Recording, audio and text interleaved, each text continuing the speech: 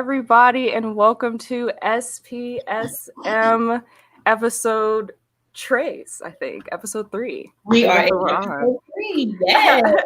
And today we will be talking with Dr. Michelle about domestic violence and COVID-19 and discussing COVID-19's impact on domestic violence. I honestly can't wait to talk to her about this because I'm so interested in learning more about, how COVID-19 is really impacting domestic violence. Because, COVID-19 is impacting pretty much every aspect of everything. Life, just everything. Yeah. And so before we bring her on, just going to do my regular announcements here. We will be posting questions throughout the show. So feel free to respond to those questions. And if you're watching us on Twitter, make sure to use the hashtag SPSM when responding. And depending on what number question it is, make sure to use A1, A2, A3 so we know what questions you're responding to. And if you're watching from Facebook and YouTube, also use A1, A2 when you're responding to the questions, because we want to make sure we know what questions you're responding to so we can respond to you. And without further ado, let's pass it on to Dr. Crystal to introduce our lovely guest, Dr. Michelle. Hello, Ashley. It's so good to see you. We haven't really talked all week this week, so it's really good to see you. I think we had some sporadic talk, but either way, it's really good to see you. So thank you so much. Once again, we are here, and I want to introduce a amazing young lady, my friend. Okay, my friend. Dr. Michelle Greenwich, who hails from Los Angeles, California. Let me just tell you a little bit about what this young lady does. She does so many amazing things. She's a licensed clinical social worker with over 8 years of clinical experience. She holds her advanced practice doctor of social work degree from the University of Southern California. She works with many populations to include the military, which she is currently serving and has served over 20 years of service. So thank you so much for allowing me to serve with you, Michelle. I'm so excited about that. Throughout her career, Michelle has worked with people with various concerns, including depression, anxiety, bipolar disorder, relationship issues, career challenges, substance abuse, child and adult sexual trauma, PTSD, and a range of personality disorders. And I can definitely attest to her clinical skills because we have shared the same space for quite some time. So she is an amazing clinician. Dr. Greenidge specializes in CBT, which is cognitive behavioral therapy, cognitive processing therapy, DBT, dialectical behavioral therapy, prolonged exposure, and mindfulness. She is also known as an adaptive and interactive speaker for audience ranging from the military to outside universities as well. She is an alumni of University of Southern California, University of Tennessee, and Colorado State University. Without further ado, please welcome my girl, Dr. Michelle Greenwich. Welcome. Thank you. So happy to be here, and thank you for having me. Yeah, no problem. Yes. All right. So, thank you so much for being here, Dr. Michelle. The topic that we're going to be talking about today is something that, you deal with quite often in the work that you do. I've seen a lot in the work that I do. But one thing that we're not talking a lot about when it comes to domestic violence is we're not talking a lot about domestic violence when it comes to COVID-19. Right? Mm-hmm. We're talking about everything else, but this is a subject that continues to be very taboo. People are afraid to kind of touch this subject. People walk around this subject. And so we wanted to bring you on today to kind of help us understand what is going on right now when it comes to domestic violence and COVID-19. And this is Domestic Violence Awareness Month, so what a great opportunity to do this. Right. So I want to start off with you kind of telling us, why is Domestic Violence Awareness Month so important? Why should we have this type of highlight? So Domestic Violence Awareness Month really focuses on bringing awareness to the problem of domestic violence, as well as educating and advocating for survivors of domestic violence, right? And so every year, the focus is not only on reaching people who may not know about it, but it also is focused on policy reform and change and things of that nature. So we have domestic violence awareness, and let me just describe what domestic violence is. Domestic violence can be it's a really broad topic, right? So you might find physical harm, bodily harm, assault, sexual assault, stalking, which we don't talk about a lot. Just someone exerting more power and control over someone else whom they may reside with. So that can be anywhere from a parent and a child, siblings, roommates, anything like that. One of the bigger things, or one of the bigger issues that we see when it comes to domestic violence, is intimate partner violence. And that occurs between intimate partners who may or may not live together. Okay. And it doesn't have to be intimate partners who are currently together. They could have been former partners as well. So Domestic Violence Awareness Month brings awareness to all of that. But I do want to point out that intimate partner violence is one of the main forms of domestic violence that we see often. Yeah. And I think that's really new too, right? It's something that's very new to talk about intimate partner violence, because normally when we talk about domestic violence, we're talking about married couples or couples that live together. It's very rare that we talk about the 18 and 19-year-old couple, right? Yes. That's struggling quite a bit, or the 15 and 16-year-old couple in high school, where we see more domestic behaviors kind of happening as well. So thank you so much for kind of pushing out that difference for us and helping us understand what intimate partner violence is versus, domestic violence when it comes to married couples. Absolutely. Yeah. So let's kind of jump right into COVID-19 and domestic violence. Do you think the rates of domestic violence have increased or decreased because of COVID-19, the shelter-in-place laws? Can you kind of talk to that a little bit for us? Absolutely, Dr. Crystal, my friend. So the numbers and the statistics show that there has been an increase in domestic violence because of the COVID-19 shelter in place. You were looking more at in the beginning between March and May timeframe. And one of the reasons for that is because this was new. This is something that none of us in our lifetime has ever seen. So it was new, it was different. People had to stay at home, and innovation didn't really start until after COVID-19 began, where we have people working from home and starting to develop a routine and things of that nature. So I think the shelter in place order that occurred, especially in the beginning, caused a lot of family members to be in the same household 24/7, and with just that level of uncertainty that didn't allow for people, they didn't know what to do. What do I do? So if you already had domestic violence in the home, you likely saw an increase in domestic violence during the pandemic, as well as losses of jobs. And then we can hit on children going back to school, or just children being at home in general, and parents taking on the role of being the teacher. Not taking anything away from the teachers, but the pandemic caused parents to now get into a routine of ensuring that children were sitting in front of a camera and learning how to be educated and sit still. And I think that increased stress in the home, which also increases or gives the possibility of more domestic violence. So this isn't a global issue. U.S. issue. It's a global issue. So we've seen numbers increase across the world. China has had some really high numbers that we've seen. Australia has had some, even India is what I've seen. So. Yeah. So this is, like you said, this is a worldwide issue, not just something we're seeing here in the United States. And I think the first metrics that I saw kind of pop out when this started was China. Yep. Right? It was like 7 times more. The divorce rate was increasing. People were filing for divorce. And so, we kind of see a lot of that stress and a lot of that strain that's kind of happening. One thing that, I wanted to bring up here, and this is going to be a little side sweep, is when you talk about parents and their frustration with the children, right? Or schools and money and unemployment, those different types of things like that, children are also suffering some from, even though we call it child abuse, it is domestic issue between parents and children, where they may also be struggling with being hurt or abused by their parents.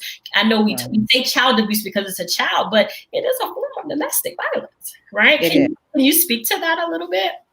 Yes, definitely. So one of the things that we are looking out for is the fact that with all of those stressors coming to the parents, like Dr. Crystal said, where do the kids sit? Well, the kids are not getting that support that they're used to in school, with social support from their friends, having another adult outside of the home, namely their teachers or volunteers at schools and things of that nature, who they feel like they can go and they talk to, and create kind of a safe environment. So now the children are in the house and they're experiencing all of what parents are usually able to kind of shield them from when the child goes to school and the parent stays at home or goes off to work, right? And so some of the children are likely seeing that increase in stress by their parents, and then having to figure out how to deal with it without the same resources that they're used to seeing. Because as you know, most of the school year, most of the year, children are at school most of the day. And so where are these resources? And depending on their age, they may not even understand that what to do if they're seeing domestic violence in the home or experiencing some form of abuse because of the added stressors to the parents. Absolutely. And I think that's very important, to talk about that a little bit, because, dynamics are just kind of changing all over the place right now when it comes to that. So one thing I want to shift a little bit. We talk about some of the things that we've seen contribute to domestic violence kind of with the COVID-19 pandemic, which that's the focus today, but we know we are in more than one pandemic here. We're in a racial pandemic here. We're in a COVID-19 pandemic here. We got a presidential race coming up here. So there's just so much overall stress in households right now, on top of meeting the basic needs. So when you think about, services and how we're providing services right now through COVID-19, I know in my job, we've had to alter a lot of the things that we're having to do to kind of support people who are currently victims of domestic violence. And some coasts, depending on where you are, things may be a little bit more stringent than others. We've been a little more liberal on this side, but can you talk a little bit about some of the alternative methods of treatment and support we've been having to provide folks who are in these situations? Absolutely. And you know what, to piggyback on what you just said, Dr. Crystal, it depends on the state. Some states have seen that increase in domestic violence, or at least reported, right? And one of the things that I did want to bring up before I touch on some of the things that we're doing to continue to provide services for people is the fact that, number one, domestic violence isn't always reported. So we have 1 out of 4 women who report domestic violence, but then there's 1 out of 10 men who report domestic violence. So during the COVID pandemic, you probably have a decrease in certain areas because, number one, where are they going to go to make these phone calls, right? They might be afraid to make the phone calls. They might be afraid to get help online because someone can go in and change or look up the history and things of that nature. So we have to be very, very mindful of those things. One of the things that I've seen is telework. Telework is becoming a thing, even in the military, working from home or even working at work while people are at home working from home. We're using different platforms like Zoom and Skype and all of these different avenues to do telework or just making a phone call in general to provide services to people. One of the things that I did want to bring up is the National Domestic Violence Hotline organization did get funding for domestic violence while in the pandemic because of the different increases across the world or across our country, of course. And one of the reasons for that is because of especially individuals in rural or remote areas who already struggle to get help. Where are they going to get help now while we're in a pandemic when internet might not be that great and things of that nature? So they did get millions of dollars. I think it was $3 million that they received to provide support to these individuals in general. So while some organizations were not allowing members to go out to people's homes, since the pandemic has progressed, we've since allowed people to go back into homes, and now they're going out to those rural and remote areas to be able to provide services. So if you're out there and you're in one of these areas and you feel like there are no resources, call those same numbers, domestic violence hotline, and you can get connected with someone who will come out to your home. Wow. Yeah. Thank you for that. Because that's a big deal. It's difficult, for people who are struggling with this type of intimate partner violence, domestic violence, and they don't have the resources to provide for themselves. Right. When you lost your job, the likelihood that you're going to leave your significant other who is beating you or severely hurting you every day is going to be less. Is going to decrease because you need that support. So it's almost like you're in survival mode. Okay. Exactly. And I know something I want to ask you here, and I want to talk about when we talk about intimate partner violence. I want to talk a little bit about sexual assault and rape in relationships, intimate partner violence, marriage, and things of that nature. I mean, even in my own practice, people believe that, hey, if this is my spouse, it's not considered to be rape or it's not considered to be assault. And can you speak to a little bit of your expertise in sexual assault and rape when it comes to domestic violence? Because I don't think we think that that's a form of domestic violence. Can you speak to that? Yes, most definitely. So that is an issue that I don't think people realize is a big deal. So no means no, regardless of whether you're in an intimate relationship, married or not, right? Mm-hmm. But so oftentimes, like Dr. Crystal said, some members believe, or partners, intimate partners believe that, hey, since you're my spouse, I can do what I want. But that's not a thing. It's such a serious situation that even in the military, we now have a program where we treat families who suffer from something like this. So think about if you're in a domestic violence situation and you obviously wouldn't want to have sexual contact with your partner at that time, and that person says, no, I'm going to do it because you're my spouse. Mm-hmm. Well, that's not okay, right? And there could be an increase in these homes during the pandemic because there's nothing else to do, right? So we're in the house, we're not doing much of anything. So there could be an increase in the unwanted sex and things of that nature. At the end of the day, no means no, regardless of whether you're in a relationship with a person, married or not. Mm-hmm. Yeah. And I just think that was something, I know that wasn't something we had out there, but I definitely want to talk about that because that's something that I think we're seeing more and more common now, is that component as well. And that is a sexual assault of your spouse or rape of your spouse is a form of domestic violence as well. Absolutely. Absolutely. Do we have anything out there, Ashley, before we move to the next question? For our comments, we have a couple from Facebook. Okay, we'd love to.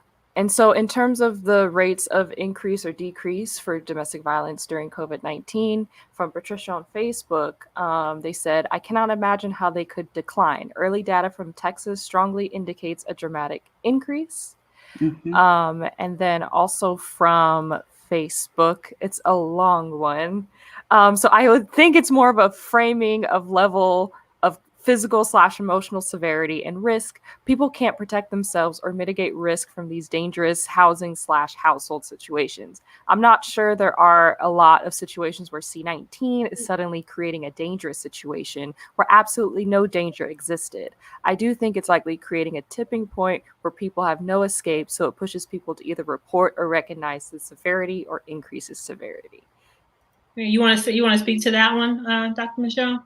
Yeah, absolutely. And the first statement, absolutely right. It would seem odd that there would be a decline in during the COVID pandemic, but from state to state, we do. I just want to reiterate, we are seeing some reported, some not reported, which is not abnormal in domestic violence, right? So one of the unique things that I did find is that some states are looking at data based on hospital reports. So the more increases in injuries that would normally correlate to domestic violence injuries are being reported. So that's one way to kind of catch it. But we have to remember that it's going to be probably 10 times more difficult for somebody to report when they're in the same household as the abuser.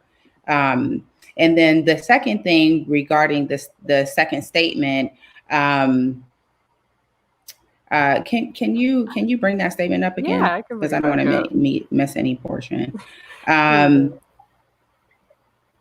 So the part about not being sure that there are a lot of situations where in COVID there wouldn't have been.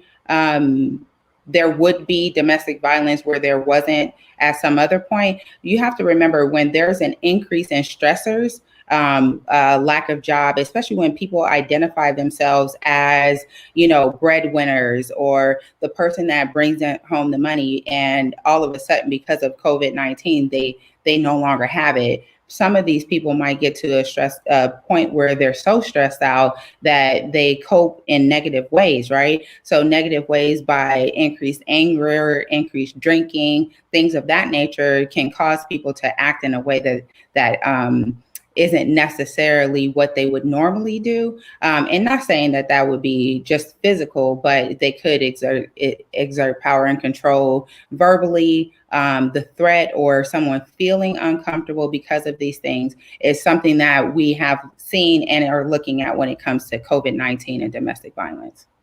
Yeah, wow. I think it's really important to highlight, highlight that, and also what Crystal was saying about different aspects of domestic violence that people may not know about or just may not be talking about enough. Sort of when Crystal brought up how, like for intimate partners, like how sexual assault could be a form of domestic violence, and how rape can still happen even if you are in a relationship.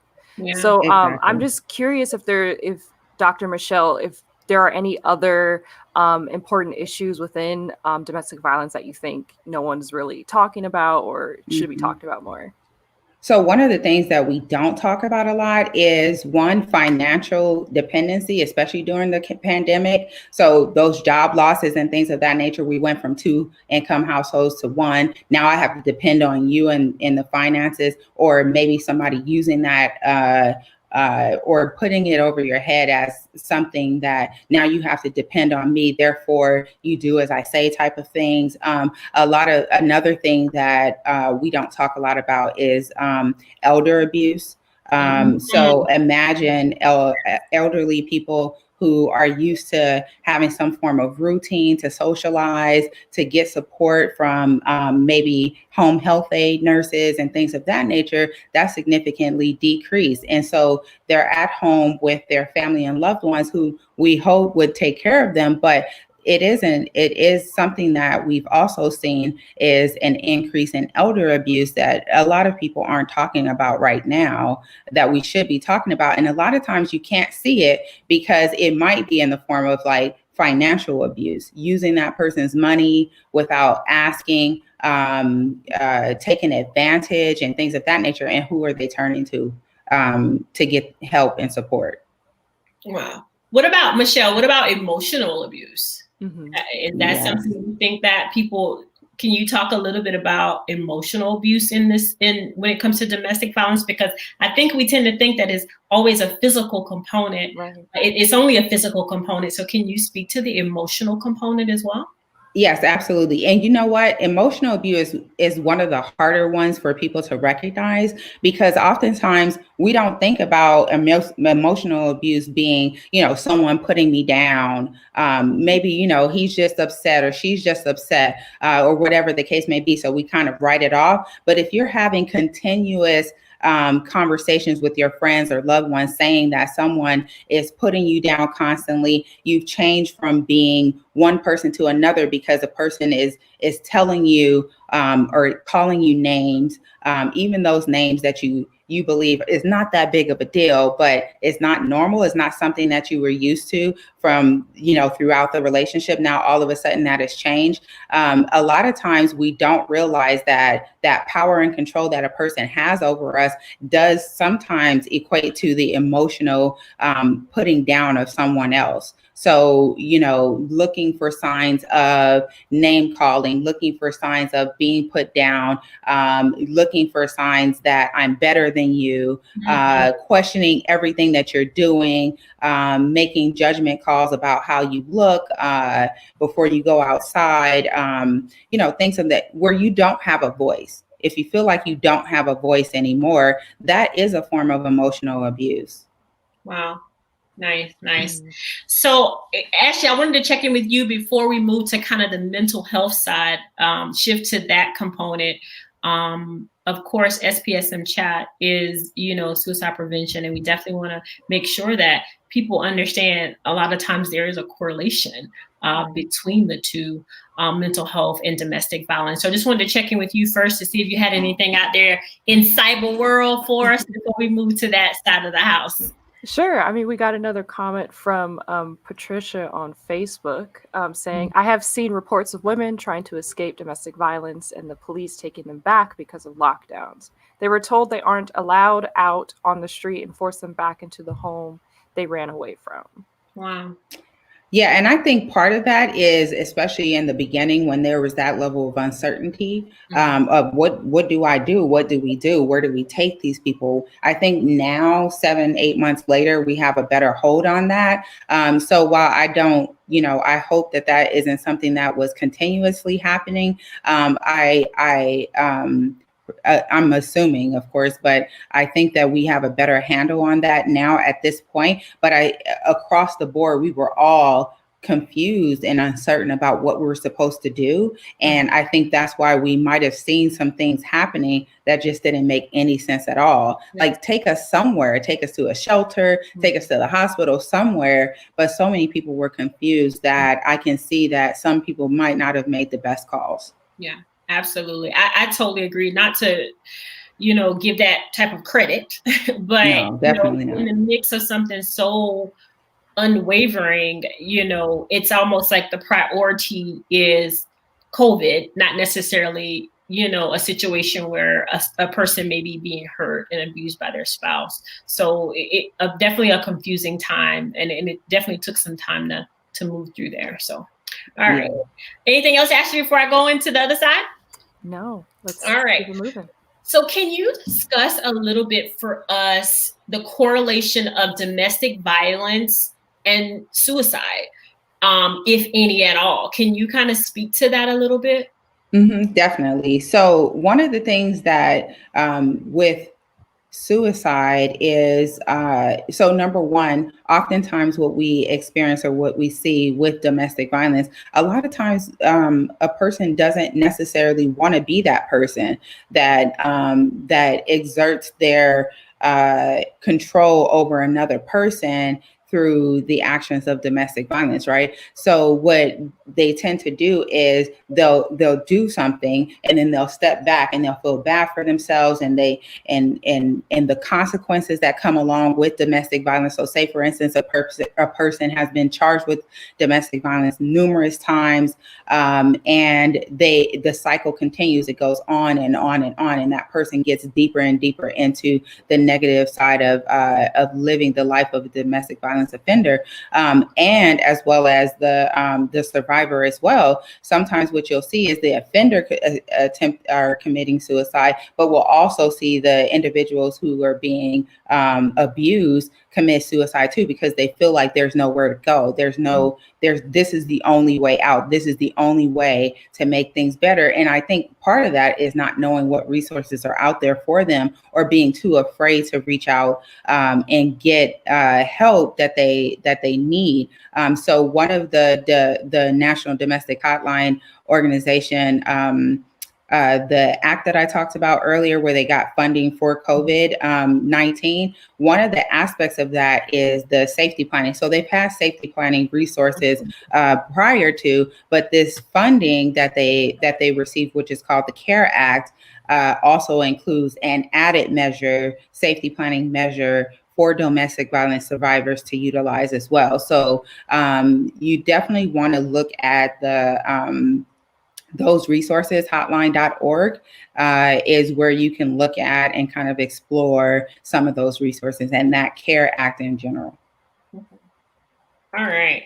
So when we think about, so we know that when in this case, I'm speaking women, because obviously right now,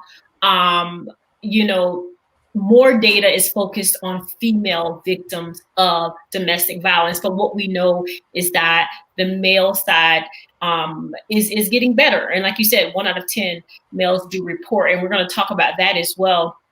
But what I want to say here is, normally a victim will leave 7 to 8 times before they actually get up the nerve to actually leave and stay, right? But what we also know is that is the most vulnerable time that she, in this case, and I'm saying she because that's where this data is coming from, that she will be killed by her partner, right? Which is why it takes so much time to actually leave. So when we talk about safety planning, right, for victims who are experiencing domestic violence and intimate partner violence, how important is safety planning in these situations? How important is that? And who can help someone with that?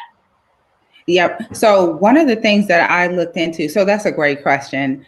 Safety planning is very important. That's number one. The fact of the matter, though, is how do I safety plan, right? So that's why we were talking about utilizing hotline.org to explore safety planning tools for sure. But safety planning is important to provide an out. It's going to utilize and bring up different things for you to think about, to utilize as your out. Okay. And the reason why I'm calling it your out is because that's what people feel like they don't have is an out, and oftentimes feel a sense of trap and nowhere to go. So what we want to do is focus on providing the resources for an individual. So, of course, we know healthcare workers, but during the COVID pandemic, who were able to be out while the rest of us couldn't? We didn't only have healthcare workers, we had food carriers, we had mailroom carriers. And so one of the things that they were looking into on the hotline.org is to train these individuals to know what to look for when it comes to domestic violence, so that they can just make a phone call. Maybe you don't even talk. Maybe you give that person a look, or whatever the case may be. But those people are also different people that you might be able to reach out to if they come to your home, and maybe even give them a look or pass them a note or something like that, and to get some added help during the COVID pandemic. Otherwise, you're going to want to reach out to things like the hotline.org, where you can find local resources as well that have been open and will continue to be open through this pandemic. Absolutely. And so when we think about, so even let's say when we get back to, before we even have to get to a point where we have to leave someone who is abusing us, right? Yes. Go all the way back to the signs, the things we see, the red flags. What are some things that we should be looking for, male or female, right? As it relates to a situation where that could possibly lead to physical and emotional and sexual abuse? What are some of those signs in relationships that we should be looking for? Because we want to know, I don't ever want to have to plan for my safety, right? Yes. I don't want to. Yes. I don't want to have to get to the point to where I have to plan for my life, because that's what we're doing. That's what you're doing. So how do we, what are some things that we should be looking at, whether it be in the dating stages, Dr. Michelle, when we get married? What are some things from our significant other that we should be looking at? Okay, so a couple of things you want to look for is the change in behavior. And what I mean by that is you want to look at like I talked about a little bit earlier with the emotional abuse, is there an increase in talking down to you? Is there an increase in yelling at you? Is there an increase of non-approval of things, or where you feel like all of a sudden you have to get that person's approval all the time? Is there an increase in being away from family or friends, or being encouraged not to participate in activities with family and friends and things like that? So if you have your regular routine and that routine has dramatically changed and you can't figure out why, take a step back and start looking at any influences that you might have had in by your partner in particular. You also might want to look at any changes in as far as that person's behavior and what they're doing on a day-to-day. Are they taking things out on you? Are you feeling like you have no control over finances? All of a sudden, do you feel like shut down, or that you don't have a voice? These are different things that you want to look at. And I did see in one of the comments, citations. So just to note, some of the information that you can find stats on and things of that nature is Centers for Disease Control, or the CDC. You can go online and find it there. And as well as the World Health Organization, or the WHO is what we call it. And of course, the National Domestic Violence Hotline, which is probably going to be your best resource, because not only can you find articles and things of that nature, you can find resources specific to your specific area.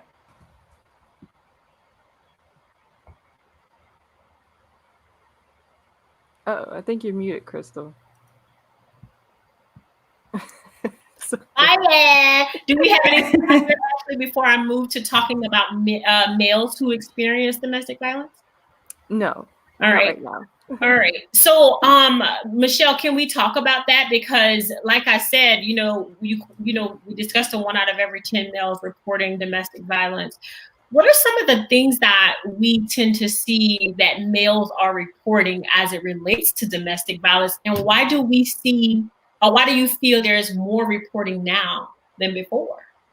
And I think part of it is things like Domestic Violence Awareness Month, right? Bringing awareness to what that is, what that looks like, and educating people that it's okay to report, whether you're female or you're a male. At the end of the day, I think back in the day or previously, societal views were that, the man is supposed to be this manly man and is not going to be harmed by someone, especially not a female, and things of that nature. So that stigma that, you're not that manly man if you're being abused in any way, shape, or form is starting to slowly but surely go away, because we're using avenues like domestic violence awareness to bring to light the fact that that not only women get abused, but men get abused as well. And it's okay to report that.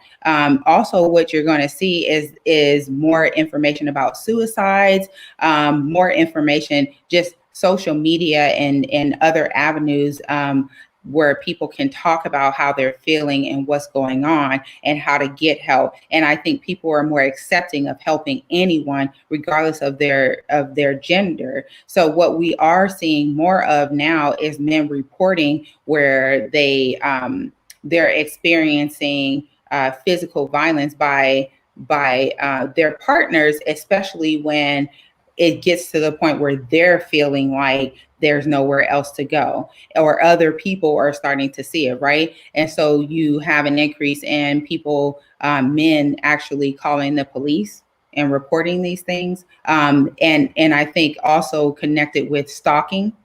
So that stalking behavior that they might experience. And I think that also, because it's been an increase in identifying stalking as a domestic violence behavior, is also something that we're seeing. And I think that's very true. One of the common things that I typically see, especially when it comes to males, is a lot of times the physical aggression from their partner. And it's that situation where the partner is, the inability to communicate, may be pushing, shoving, hitting, slapping, throwing weapons, cutting. I've seen that as well. I've also seen gun violence as well. where the spouse will pull out a gun. And in particular, like I said, when we talk about male-female relationships, the male doesn't want to reciprocate any type of physical energy toward the female. So he will call the police to prevent anything from escalating, and will come in and discuss, hey, I want her to stop. I want my partner to stop doing this. And so I'm coming in to get some help for us. Right. And so a lot of times coming into the agency or calling the agency or reporting is, I don't want to put my hands on my significant other because I know as a male what that would be like and the penalties that come with that. So it's almost like that's definitely happening. Now, also on the male side of the house, I see a lot of intimate partner sexual assault or rape, and so that, like we talked about earlier, that is a part of domestic violence. And whether that be heterosexual couples, same-sex couples, men are coming in reporting sexual assault and rape by their spouses more and more. So I'm excited to see, as in the reporting, not excited to know or see that this is happening, but I'm really happy that people are feeling more comfortable coming forth, especially our males, because I think we have to work a lot in that area on demasculization. We know that's the thing when it comes to men, or whether it be my homeboy, like, did she really do this to you? Really? You a man, take it, blah, blah, blah. So I'm really, really happy that more education is coming out in supporting, hey, men are experiencing this too.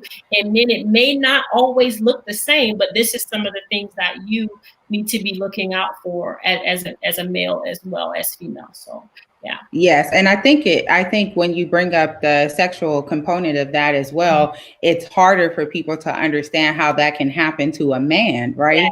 And so that makes it even 10 times harder for a man to step up and say something about it, because who's going to believe me? Right. But I'm here to tell you that is a thing, just like it is for women. It is for men as well. If a guy says no, it means no. Just like if a woman says no, it means no. And just because they're a man doesn't mean that it would be any different at all. And so just like you said, Dr. Crystal, I think men are definitely coming to a point where they feel like they can at least call the police and get some support. And I think that support is more acceptable now than it has been in the past.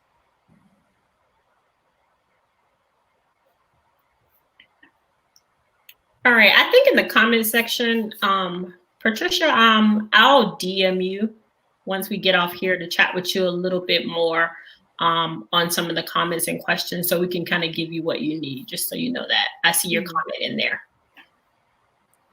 All right. So ladies, I just wanted to, one more thing, the resources, we'll make sure we get all the resources out there. Michelle, is there anything in particular, any resources in particular that you want to put out there before we wrap up this episode of SPS and Chat?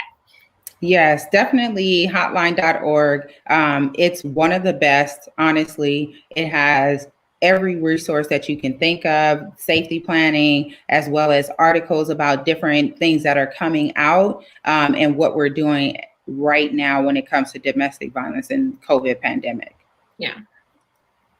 All right, Ashley, anything else? Any other comments or questions in there? In the comments, no, everyone's just listening so intently. We've just had a bit of conversation on Facebook, just about a couple comments. But I guess for now, I'm just curious, since, with COVID going on, and we know that the rates have definitely increased since everybody is, pretty much forced to be together. Do you think the rates for victims of domestic violence calling the hotline or like going out to get help, do you think that has decreased in any way, actually? So I don't know that they've decreased, but I do know that not every single state has shown an increase And like I said earlier, I think that there's definitely an increase across the board. But I think just like any other time, domestic violence is just hard for some people to come to terms with reporting. So that's why we're not seeing it in some places. But just as Patricia said earlier, Texas, Oregon has shown increases. So as Seattle, Washington area has shown increases as well. But not every state has shown that report, right? And like I said earlier, part of the reason for that is likely because they're in the homes with the perpetrator. So they might find it a little bit more difficult to report over the phone, or maybe even over the internet sometimes. And that's why the CARES Act is actually going to be a critical component to support these members, because they're looking at different people that they can trained to kind of recognize domestic violence and make a report, so that someone can go out, like police officers can go out and check on the home and the well-being of those people. Great, thank you. No problem. Me and this mute. I know. I think, like we said, we'll be talking about a lot of domestic violence stuff this month, obviously, with some few other areas that we'll touch on this month as well. But I think it's just really important to continue to put information out there about the importance of domestic violence awareness, prevention efforts, just like we do with Cancer Awareness Month, Child Abuse Awareness Month. We have so many months and things that we celebrate, but I think this continues to be a topic that people are really afraid to touch. And what we have to realize is that domestic violence is happening. Intimate partner violence is happening, right? People are struggling with this every single day. And I think that we have to actually put that at the forefront and recognize, especially as professionals and just in people, that this is actually happening. I think one of the things that, I would like to end with is, it's easy to say, why don't they leave? And I think we discuss so much here, right, about why they can't leave and why it's difficult to leave, should I say. We know that the mental health component to this is very big. A lot of times for young folks that I work with who are going through this, there is, some history of childhood trauma. There is some history of depression or anxiety. There is some issues of self-worth, right? There is so many issues surrounded by the why. And I think, what we have to do is make sure we're not judging people in these situations, but really trying to support people with where they are. And that's all I have to say. If you want to leave us with any words, Dr. Michelle, we can wrap up there. Yeah, actually, was going to ask you, Dr. Michelle, because for those of us that are watching, or those of us who will be watching the recording, they've listened to all this information. And so what's one thing that you would want people to take away from this? Like, what's one thing you think everyone should know about domestic violence? So that, number one, domestic violence is a serious, serious thing, and that it's okay to get help. There are resources out there that are available to you, and it's okay to reach out. And there's, even if it's a stranger that you talk to about, just give them a look.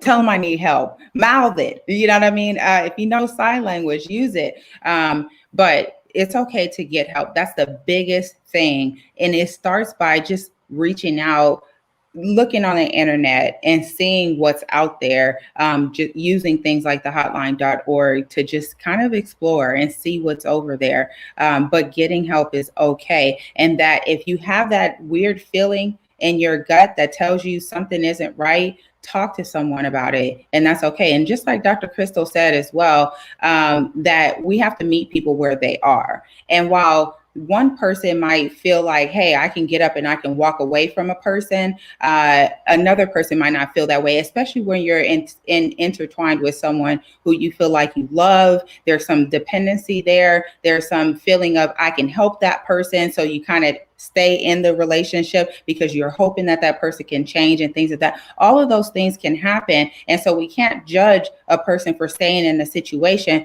but we can support them getting out of that situation. So even if we send just one thing, one of the other things that I saw that that domestic violence awareness month is talking about this month is, or this year is, one thing. So that means just one thing. You can do one thing differently. So you can look on the internet and explore the resources in your local area, or maybe you can write a letter and send it to someone, or maybe, you can just do one thing different. Not just the survivors, supporters of survivors as well, to provide that support so they know that there's resources out there. And then one other thing, I'm really sorry, ladies, that I wanted to talk about tonight is increased child abuse via online.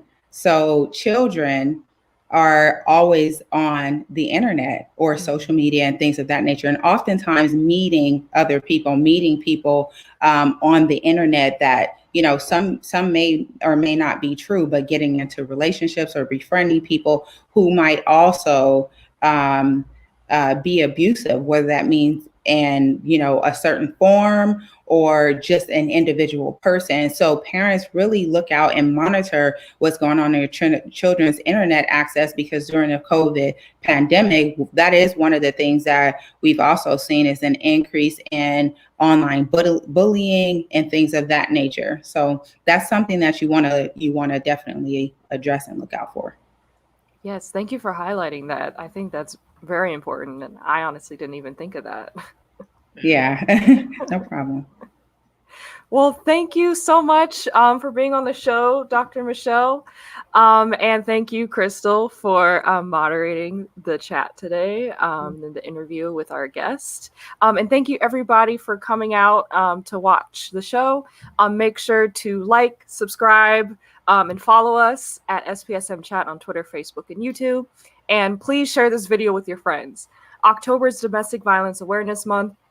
And Dr. Michelle just shared just so many just useful tidbits that even me as a hospital supporter could utilize in everyday life. So please share this video, and everyone have a great weekend. Thanks for having me. Bye. Thanks. Bye, everybody.